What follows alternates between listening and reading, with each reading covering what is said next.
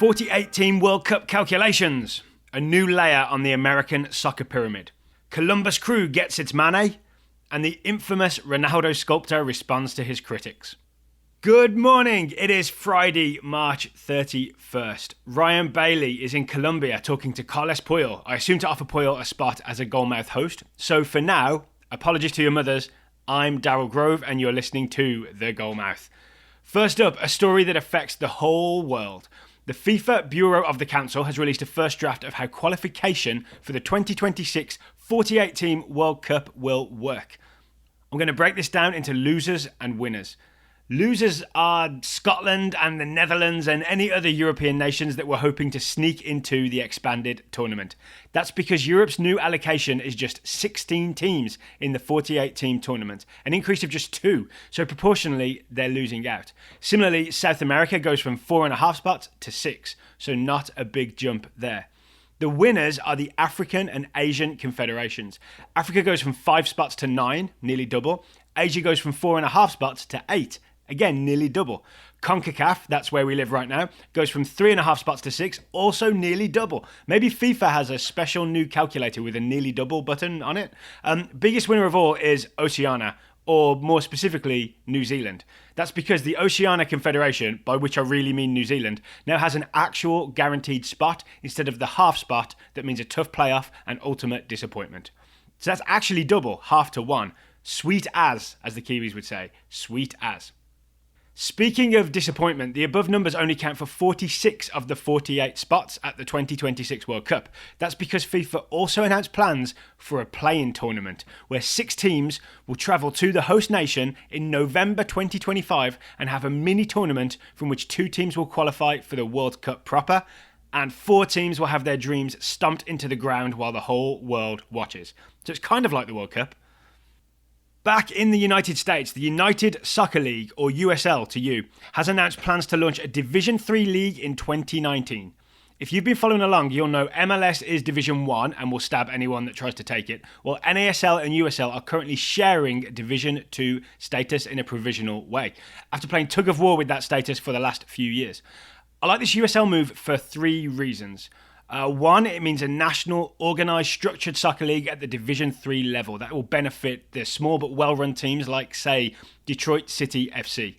And I'd argue that this, and not MLS expansion, is what the growth of soccer really looks like. 2, this opens up the door just a little bit to a future of possible promotion and relegation, at least between the USL Division 2 and USL Division 3 leagues, right? And with MLS's involvement in USL, who knows where that could end? I'll leave it to your imagination. And 3, I'd say this is also a raw, badass power move from the USL. If USL owns D2 and D3, then where does that leave for the NASL? I haven't seen the press conference, but I'm going to assume that USL President Jake Edwards just stands up and yells, "Checkmate, losers," and walks out of the room. I've also got some MLS transfer news for you. Columbus Crew has signed Kekuta Manneh from Vancouver Whitecaps, trading $300,000 in allocation money, plus midfielder Tony Charney. Why should you care? That's what you're asking, right? Why should you care if you're not a Columbus fan or a Vancouver fan? Here's why. Because Kekuta Manneh is about to be your new favourite US national team player. That's why. Manneh is a speedy, creative winger who, on his day, goes through defences like a hot knife through room temperature butter. He was born in Gambia but became a US citizen in September 2016. Think about that for a second. He's been playing for Vancouver in Canada but has become a US citizen. Are you wondering how he did that? Here's how. Manneh has been living in Point Roberts, Washington, which, with all due respect to Point Roberts, Washington, is a weird little American exclave. Point Roberts is basically in Canada, but it was so small, it was overlooked when the boundaries between the 2 countries were drawn, and so it became part of the United States. And that clerical error from the 1800s made it possible for Manneh to technically live in the US and play for Vancouver. Hooray! And if you doubt Manneh's US credentials, answer me this. What could be more American than moving to Ohio because of work?